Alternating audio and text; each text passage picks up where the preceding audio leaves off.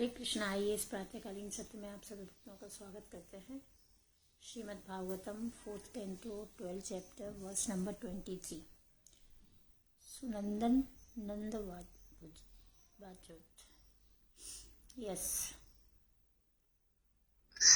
सुनन्दनन्दवाचो भो राजन् सुभद्रं ते वाचं नवाहित शृणु पंचवर्षस्तपसा भवन देवमति द्रुत। श्री विष्णु के दोनों विश्वस्त पार्षद नंद तथा सुनंद ने कहा, हे राजन, आपका कल्याण हो। हम जो कहे कृपया उसे ध्यान पूर्वक सुने। जब आप केवल 5 वर्ष के थे तब आपने कठिन तपस्या की थी और उससे अपने पूर्ण पुरुषोत्तम भगवान को अत्यधिक प्रसन्न कर लिया था। तो यहाँ पे सुनंद और सुनंद कह रहे हैं ध्रुव महाराज को कि आप बहुत भाग्यशाली हैं, आपका कल्याण हो, क्योंकि हम जो कह रहे हैं आपसे उसे ध्यान पूर्वक सुने। जब आप केवल 5 वर्ष के थे तभी आपने कठिन तपस्या करके भगवान को अत्यधिक प्रसन्न कर लिया था। जो ध्रुव महाराज ने किया था वह सबों के लिए संभव है। शिक्षा मिल रही है हमको कि जो ध्रुव महाराज ने किया है वो हम सभी के लिए संभव है। किसी भी 5 वर्ष के बालक को शिक्षित किया जा सकता है और कुछ ही काल में उसे कृष्ण चेतना का बोध हो सकता है। कोई बच्चा कितना भी नालायक हो, उसको हम क्या कर सकते हैं, शिक्षित कर सकते हैं। कब? जब हमारा कॉन्शियसनेस अच्छा होगा, हमारी मति भगवान के चरणों में लगेगी। तो जैसे शर्मिष्ठा माता जी अपने दोनों बच्चों को लगा रखी, यदि वो चाहे तो दोनों बच्चों को बहुत ज्ञानी बना सकती हैं, लेकिन उसके लिए क्या करना पड़ेगा, उन्हें समर्पण होना पड़ेगा, समर्पित होना पड़ेगा, उत्साह रखना पड़ेगा, उत्कंठा रखनी पड़ेगी, तभी संभव है वो।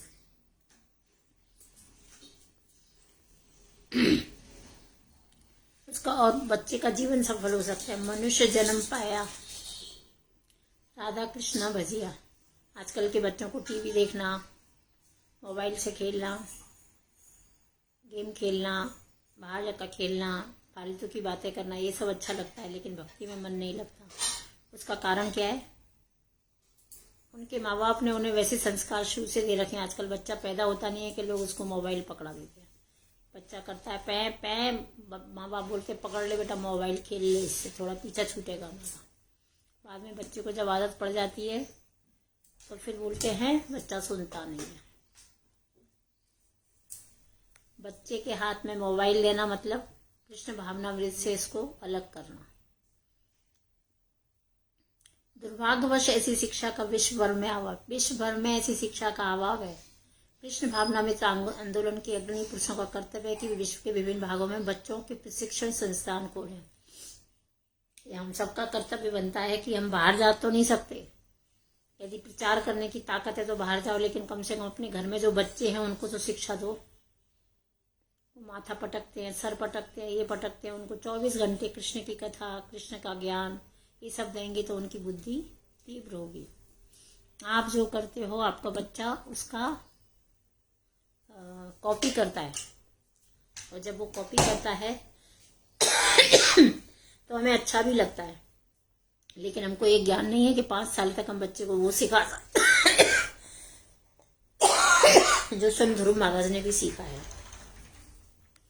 तो कम से कम हम सबका एक कर्तव्य बनता है कि हम अपने बच्चों को शिक्षण दें। इस प्रकार ऐसे बालक ना तो हिप्पी बनेंगे, ना समाज के बिगड़े बालक बनेंगे। और यदि आप शिक्षा दोगे तो ना बच्चे बिगड़े होंगे और ना हिप्पी बनेंगे, अपितु वे भगवत भक्त हो जाएंगे। और आप क्या करोगे?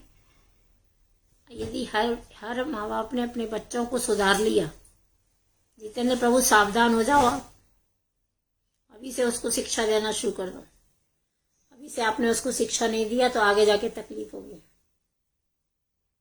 लग्जरी लाइफ मत जिन बच्चों को दो, उनको हर मौसम में हर हाल में रहने की आदत डालो। जितेंद्र प्रभु सुन रहे हैं?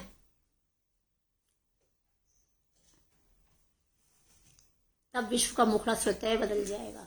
इस समाज को बदलने में इंडिविजुअल हाथ होना चाहिए। हमने अपने परिवार को यदि सुधार लिया तो समाज सुधर गया। नेक्स्ट श्लोका। तस्याखिल जगद्धातुराभं देवस्य संगिनः पार्षदाविह सम्प्राप्तो नेतुं त्वं भगवत्पदम्। हम उन पूर्ण पुरुषोत्तम भगवान के प्रतिनिधि जो समग्र ब्रह्मांड के श्रेष्ठ है और हाथ में संग्र नामक धनुष को धारण किए रहते हैं। आपको वैकुंठ लोक ले जाने हेतु हमें विशेष रूप से नियुक्त किया गया है। यहाँ पर नंद और सुनंद ध्रुव महाराज को बता रहे हैं कि हम भगवान के प्रतिनिधि हैं। भगवान जो हैं समस्त सृष्टा हैं, ब्रह्मांड की सृष्टा हैं, सृष्टि करते हैं और हाथ में उनके शांग्र नामक एक धनुष धारण किए हैं। आपको वैकुंठ लोक ले जाने के लिए हम विशेष रूप से नियुक्त किया गया है। आपको हम वैकुंठ लोक ले जाने के लिए आए हैं, जिसे भगवान ने हमें विशेष रूप से नियुक्त किया है। वैकुंठ लोक जाना बहुत आसान है, लेकिन उसके लिए हमें केवल 2 ही कार्य करने हैं। अपनी इंद्रियों पर कंट्रोल करना है और अपना हर क्षण भगवान की सेवा में लगाना है। लेकिन हम लोग का हर क्षण तो भगवान की सेवा में क्या लगता है 2 घंटा निकालने की बोलते हैं, उसमें भी हमारे पास 50 काम रहते हैं। तो हम जा सकते हैं क्या वैकुंठ? बिल्कुल नहीं जा सकते, यहीं अटक जाएंगे। भगवत गीता में भगवान कहते हैं कि उनकी दिव्य लीलाओं की चाहे इस भौतिक संसार में हो या आध्यात्मिक संसार में, जानकर कोई भी व्यक्ति जो यह जानता है कि मैं कौन हूँ, किस प्रकार प्रकट होता है और किस प्रकार कर्म करता है, तुरंत ही वैकुंठ लोक जाने का भागी बन जाता है। पहले तो हमें ये पता होना चाहिए कि मैं कौन हूँ। यदि मैं कौन हूँ ये पता लग जाएगा तो हमारे कार्यक्रम बदल जाते हैं। मैं कौन हूँ? भगवान का दास हूँ, मेरा कर्तव्य एकमात्र भगवान की सेवा करना। लेकिन मैं कौन हूँ? किसी का पति हूँ, किसी की पत्नी हूँ, किसी की माँ हूँ, किसी का बच्चा हूँ, ये सब ज्ञान रहता है हमको, लेकिन मैं भगवान का दास हूँ ये भूल जाते हैं हम लोग। ध्रुव पर भगवत गीता का ये नियम लागू होता है। उन्होंने तपस्या द्वारा आजीवन भगवान को समझने का प्रयास किया। ध्रुव महाराज ने 5 साल की अवस्था में अपने माँ बाप को छोड़ दिया। हम 5 साल के बच्चे को गोदी में लेके घूमते हैं, है ना, उसके लिए चिंतित रहते हैं। लेकिन यहाँ बताया जा रहा है ध्रुव महाराज क्या कर रहे हैं? भगवान को समझने का प्रयास किया उन्होंने तपस्या के द्वारा।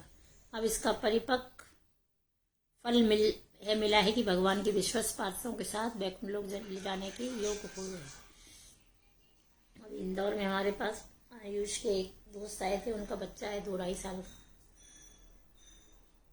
उसके पास केवल एक ही काम है, माधव नाम है उसका। मृदंग बजाएगा, करताल बजाएगा, गाना गाएगा, कृष्ण के बारे में बात करेगा। परिवार भक्त है, बच्चा वही सीख रहा है। एक समय की बात है,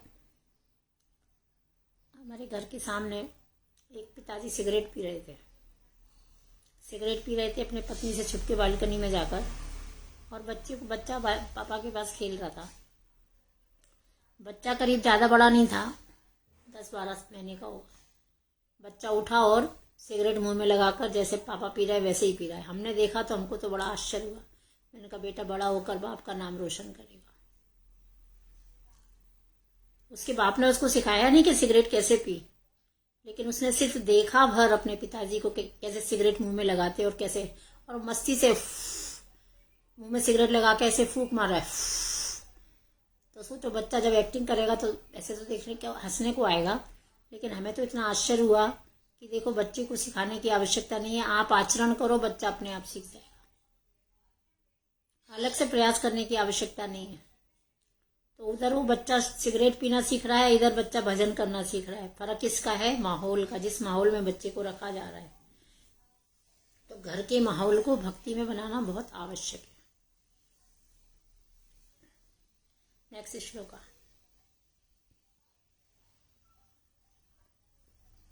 श्रुतिर्जयं विष्णु पदं दीतं तोया यस्तु तयो प्राप्य विचक्षाति परम् अतिष्ठतचन्द्र दिवकरदयो ग्रहक्षतारा पर्यन्ति दक्षिणम्।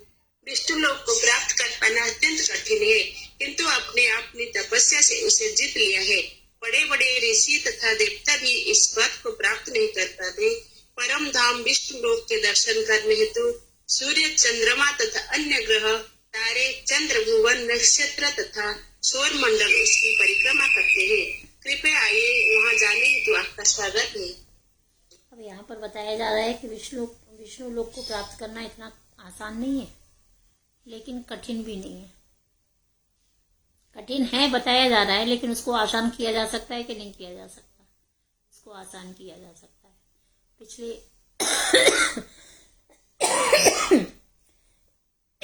पिछले जीवन में यदि हम जाएं तो हम लोग भी क्या करते थे, 8 बजे तक सोते रहते थे, चाय का प्याला आता था सामने, फिर आराम से अंगड़ाई लेके उठते थे, फिर पति को जाना है, बिना नहाए धोए किचन में जाके रसोई बना देते थे, डब्बा दे दिया, हो गया काम तैयार, ले जाओ तुम्हारा डब्बा। फिर पति चले गए, अपन औंधे सीधे हो गए, या तो पड़ जाएंगे। नहाने धोने का काम 12-1 बजे तक चलता रहता था, कपड़े 2 बजे तक धुलते रहते थे। लेकिन अभी दिनचर्या बदल गई कि नहीं बदल गई? सुबह उठ के सबसे पहले क्या काम है? चलो भाई नहा लो। तो मल्लिच थे क्या नहीं थे पहले हम? लेकिन अभी कम से कम इंसान तो बन रहे हैं। सबसे पहले याद आता है नहाना, और जो सबसे पहले उठ के नहाता नहीं है उसको मल्लिच ही कहा जाएगा। फिर क्या हुआ? किंतु आपने तो तपस्या करके जीत लिया है, वैकुंठ विष्णुलोक को इतनी आसानी से प्राप्त कर लिया है। बड़े बड़े ऋषि तथा देवता भी इस पद को प्राप्त नहीं कर पाते, क्योंकि वो लोग अपने किस में रहते हैं? भक्ति में नहीं लगते। भगवान को जानने की जिज्ञासा नहीं, अहंकार, नेम फेम नाम प्रतिष्ठा के लिए वो लोग लगे हैं। विष्णु लोक के दर्शन करने के लिए सूर्य चंद्रमा तथा अन्य तारे, नक्षत्र तथा सौरमंडल उनकी परिक्रमा करते रहते हैं। और परम धाम के दर्शन करने के लिए ये सब लोग उनकी परिक्रमा करते रहते हैं। कौन कौन? सूर्य चंद्र तारे ग्रह। कृपया आइए, वहां जाने के लिए आपका स्वागत करते हैं। अब सुनंद और नंद ध्रुव महाराज का स्वागत कर रहे हैं। बोला चलिए आपको ऐसे वैकुंठ में ले चलते हैं। इस भौतिक जगत में भी तथा कथित वैज्ञानिक, दार्शनिक तथा चिंतक वैकुंठ तक जाने के लिए प्रयत्नशील हैं। वैज्ञानिक भी जाना चाहते हैं, दार्शनिक भी जाना चाहते हैं, और चिंतक भी जाना चाहते हैं, किंतु वे वहाँ कभी नहीं जा सकते, क्योंकि वहाँ कौन लोग जा सकते हैं? भक्त जा सकते हैं। वहाँ साइंटिस्ट का काम नहीं है, वहाँ ज्ञानियों का काम नहीं है, वहाँ वैरागियों का काम है। जिसने संसार से वैराग ले लिया वो वहाँ जा सकता है, और जो संसार में रमता रहेगा वो वहाँ नहीं जा सकता।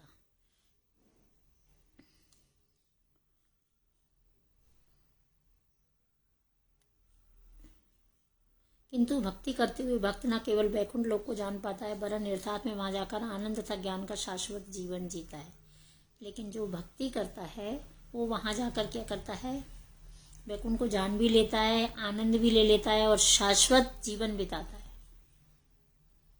कृष्ण भावनामृत आंदोलन इतना शक्तिमान है कि जीवन के नियमों का पालन करते हुए तथा भगवत प्रेम उत्पन्न करके कोई भी भगवान के धाम आसानी से वापस जा सकता है। बहुत सारी संप्रदाय हैं, बहुत सारे गुरु हैं जो वृंदावन में रहते हैं, लेकिन वृंदावन में रहकर भी उनको अपनी इंद्रियों पर कंट्रोल नहीं है। वृंदावन में रहकर भी उनको भक्ति का आभास नहीं है, सहजिया भक्ति है उन लोगों की।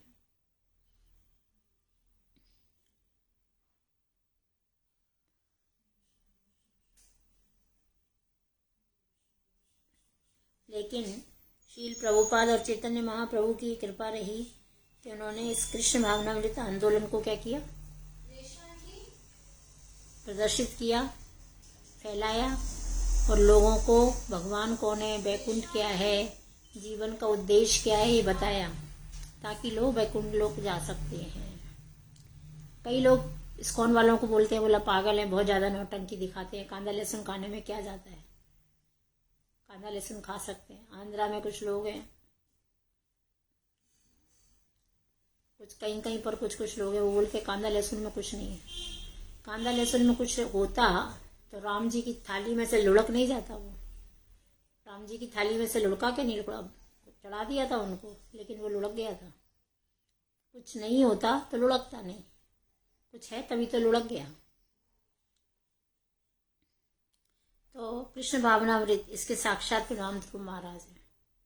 जहाँ विज्ञानी जन तथा दार्शनिक चंद्रमा पे जाकर वहां रुकने तथा रहने के प्रयासों में असफल हो गए। बड़े बड़े वैज्ञानिक निकले जिन्होंने बोला हम चंद्रमा पर जा सकते हैं, लेकिन सब क्या हो गए? फेल हो गए।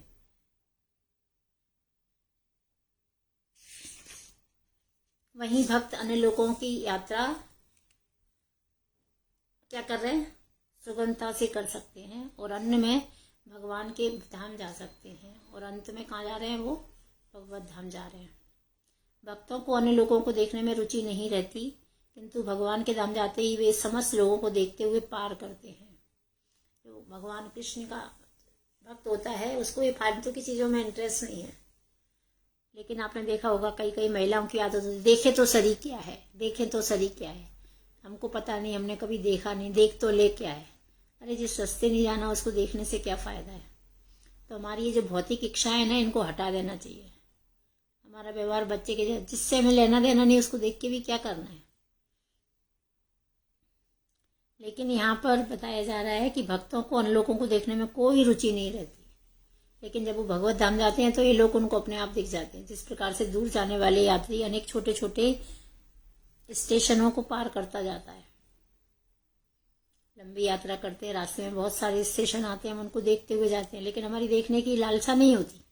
लेकिन कई लोग सरफरे होते हैं, वो ब्रेक जर्नी कर लेते हैं, अरे रास्ते में ये पड़ेगा, रुक जाते हैं, थोड़े से 1-2 दिन रुक के घूम के फिर निकल जाएंगे। नेक्स्ट श्लोक।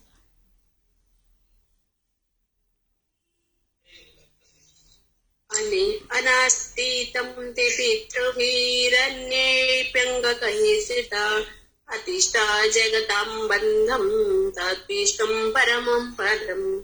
हे राजा ध्रुव, आज तक न तो आपको पूर्वजों ने न अन्य किसी ने ऐसा दिव्य लोक प्राप्त किया है कि विष्णु लोक जहाँ श्री विष्णु निवास करते हैं सबसे ऊपर है। ये इस ब्रह्मांड के अन्य सभी निवासियों द्वारा पूजित है। कृपया आप हमारे साथ आए और वहाँ शाश्वत काल तक भी निवास करें। तो हे राजा ध्रुव, आज तक आपके पूर्वजों ने ना अन्य किसी ने ऐसे दिव्य लोक को प्राप्त नहीं किया, आपके पूर्वजों ने इसको प्राप्त नहीं किया। आजकल बच्चे नाम रोशन करते हैं, लेकिन बच्चों ने यदि अपने माँ बाप को आदर्श बना लिया तो वो उन्नति नहीं कर सकते, क्योंकि माँ बाप का जमाना अलग था, आजकल कंप्यूटराइज जमाना है। माँ बाप को कंप्यूटर चलाना नहीं आता, बच्चे बोलेंगे हमारे माँ बाप नहीं चलाते, हम भी ना चलाएं, तो वो आगे सक्सेस हो पाएंगे? माँ बाप ने नहीं चलाया, लेकिन वो चला रहे हैं कि नहीं चला रहे? तो उसी तरीके से बहुत सारा ज्ञान है, भक्ति भी ऐसी होनी चाहिए। माँ बाप कर रहे हैं, क्या कर रहे हैं, वो उनके पीछे नहीं, लकीर के फकीर नहीं बनना है। शास्त्र पढ़कर प्रमाणिक गुरु के अंडर में रहकर हमें एक ज्ञान प्राप्त करना चाहिए कि भगवान कौन है। तो यहाँ पर आपके पूर्वज भी नहीं गए हैं, ये विष्णु लोग जहाँ विष्णु निवास करते हैं सबों के ऊपर है। विष्णु लोग सबसे ऊपर है, अन्य सभी इस ब्रह्मांडों के निवासियों द्वारा पूजित है और ये ब्रह्मांडों के सभी निवासियों द्वारा पूजित है। हमारे साथ आप पाएं और यहाँ पर शाश्वत वास करें, मतलब हमेशा के लिए ये स्थान आपके लिए है। यहाँ पर ना पहले कोई आया ना आगे कोई आएगा, ये राज्य केवल आपके लिए है। जब ध्रुव महाराज तपस्या करने गए थे तो ऐसा पद प्राप्त करने के लिए दृढ़ प्रतिज्ञ थे, जिनकी कल्पना उनके पूर्वजों के स्वप्न में भी न हुई थी। उनके पिता उत्तानपाद थे, पिता महामनु और पिता महाब्रह्मा थे। अतः वे ब्रह्म द्वारा प्राप्त पद से भी बड़ा पद चाह रहे थे। उन्होंने नारद से ऐसा पद प्राप्त करने की सुविधा मांगी थी। अभी उनको एक पिता की गोद चाहिए थी, ब्रह्मा अपने पिता महा के जैसा बड़ा कोई राज्य चाहिए था, लेकिन उससे भी बड़ा कुछ मिल गया। विष्णु के पार्षदों ने स्मरण दिलाया कि विष्णु जिस लोक में निवास करते हैं उसे ना तो उसके पूर्वज ना ब्रह्मांड का कोई भी वासी प्राप्त कर सका है। तो विष्णु के पार्षदों ने उसे स्मरण दिलाया कि ऐसा लोक दिया है आपको कि इसको कोई प्राप्त नहीं कर चुका, आप पहले व्यक्ति हो जिसे आप प्राप्त कर रहे हो। इसका एकमात्र कारण यही है कि इस जगत में प्रत्येक व्यक्ति या तो कर्मी या ज्ञानी अथवा योगी ही है। शुद्ध भक्त तो शायद ही कोई होगा। योगी बन सकते हो, जोगी बन सकते हो, कर्मी बन सकते हो, ज्ञानी बन सकते हो, लेकिन शुद्ध भक्ति करना इतना आसान नहीं है। शुद्ध भक्ति करके ही हम भगवान को प्राप्त कर सकते हैं। विष्णु लोक नामक दिव्य लोक तो विशेष रूप से भक्तों के लिए है। ये विष्णु लोक जो है वो केवल भक्तों के लिए बना है, वहाँ पर केवल भक्तों की एंट्री है, ज्ञानियों कर्मियों व योगियों के लिए नहीं। बड़े बड़े ऋषि अथवा देवता ब्रह्मलोक तक नहीं पहुँच पाते, जैसा कि भगवद गीता में उल्लेख है। ब्रह्मलोक स्थायी निवास नहीं है। ब्रह्मा का जीवन काल इतना दीर्घ है कि उनके एक दिन का भी अनुमान लगा पाना कठिन है, तो भी ब्रह्मा जी मरते हैं और उसी तरह उनके लोक के वासी भी। अभी ब्रह्मा जी की भी इतना लंबा दिन है, लेकिन उसके बावजूद भी उनकी भी मृत्यु होती है, और जब उनकी मृत्यु होती है तो वहाँ के रहने वाले निवासियों की भी मृत्यु होती होगी। भगवद गीता में कहा गया है कि अब्रह्मा भुवन लोका पुनरावर्तिनो अर्जुना, जो लोग विष्णु लोक को जाते हैं उसके अतिरिक्त सभी जीवन के 4 नियमों जन्म मृत्यु जरा तथा रोग द्वारा अनुशासित होते हैं। गीता में भगवान कहते हैं यत गत्वा न निर्वर्तन्ते तदाम परम मम, वह लोग जहाँ एक बार जाकर लौटना नहीं होता वे मेरा परम धाम है। इस संसार में जो भी व्यक्ति आता है जन्म मृत्यु जरा व्याधि से जूझता ही है, बीमार भी पड़ता है, रोगी भी होता है, बुढ़ा भी होता है और मरता भी है। लेकिन भगवान बोलते हैं मेरा परम धाम ऐसा है, जो व्यक्ति एक बार वहाँ शुद्ध भक्ति करके पहुंच जाता है उसे वापस इस लोक में आना नहीं पड़ता। भौतिक विज्ञानी चंद्रमा तथा अन्य ग्रहों तक जाने के प्रयास कर रहे हैं, किंतु वे सर्वोच्च ग्रह ब्रह्मलोक तक जाने की कल्पना नहीं कर सकते। अब किसी को मुंबई भेजा जाए और वो अनपढ़ गवार या बहुत इंटेलिजेंट या जो भी है, अब वो बम्बई की ट्रेन में बैठ गया या बम्बई की ट्रेन में ना बैठकर कोई कल्याण की ट्रेन में बैठ गया और वो लय में बम्बई जाके आया, तो केवल कल्याण घूम लेने से वो बम्बई जाके आ गया क्या? हालांकि कल्याण बम्बई का ही एरिया है, लेकिन उसने एक गांव देखा, बाकी के इतने सारे हैं वो तो देखे ही नहीं। लेकिन वो सबको जाके क्या बोल रहा है, मैं बम्बई जाके आया, मैं बम्बई जाके आया, मैं घूम के आया बम्बई। तो ऐसे ही जितने भी वैज्ञानिक हैं ना, वो चंद्रलोक वगैरह पे थोड़े कोई जगह को टच करके आ गए तो बोलते हैं हम चंद्रलोक जाके आए, हम ब्रह्मलोक जाके आए, लेकिन ये संभव नहीं है। किंतु वे सर्वोच्च ग्रह ब्रह्मलोक तक जाने की कल्पना नहीं कर सकते, क्योंकि वह उनकी कल्पना से परे है। भौतिक गणना से यदि कोई प्रकाश की गति से यात्रा करे तो सर्वोच्च ग्रह तक पहुंचने में 40,000 प्रकाश वर्ष लगेंगे। प्रकाश वर्ष मतलब मालूम है ना, दक्षिणायन होता है और उत्तरायण होता है, पता है ना आपको। 6 महीना दिन वाले होते हैं, 6 महीना रात वाले होते हैं, जहाँ उजाला होता है और अंधेरा होता है। तो कितने वर्ष लगेंगे? वो 40,000 वर्ष लग जाएंगे। यांत्रिक विधियों से ब्रह्मांड का सर्वोच्च ग्रह प्राप्त तक पहुंचना दुष्कर है। अब यदि हम चाहें यांत्रिक विधियों से ब्रह्मांड तक पहुंचना तो संभव नहीं है, किंतु भक्ति योग द्वारा जिसे महाराज ध्रुव ने अपनाया था, कोई भी मनुष्य इस ब्रह्मांड के अन्य किसी ग्रह तक ही नहीं वरन इस ब्रह्मांड से परे विष्णु लोक तक जा सकता है। लेकिन जो भक्ति करता है वो केवल इस ग्रहलोक तक एक तक नहीं, वो ब्रह्मांड के विष्णु लोक तक भी जा सकता है। विष्णु लोक सबसे ऊपर है, जहाँ कृष्ण निवास करते हैं। कौन जा सकता है? केवल भक्त जा सकता है जो समर्पित है। क्या हम लोग समर्पित हैं? 0% भी नहीं। हमने इसकी रूपरेखा अपनी पुस्तक अन्य ग्रहों की सुगम यात्रा में प्रस्तुत की है। प्रभुपाद जी ने एक बुक लिखी, अन्य लोगों की सुगम यात्रा, पढ़िएगा उसको। तो अन्य लोगों की सुगम यात्रा ठीक है, लेकिन हमको तो कहाँ जाना है? हमारे जीवन का उद्देश्य क्या है? वैकुंठ जाना। बस अपनी इंद्रियों को कंट्रोल करना है, काम क्रोध लोभ मद मत्सर पे विजय प्राप्त करनी है। थर्मामीटर अपने पास ही है, जा सकते हैं कि नहीं जा सकते। तो अपने आप ही पता लग जाएगा हमको कि हमारे अंदर लायकियत है या नहीं है।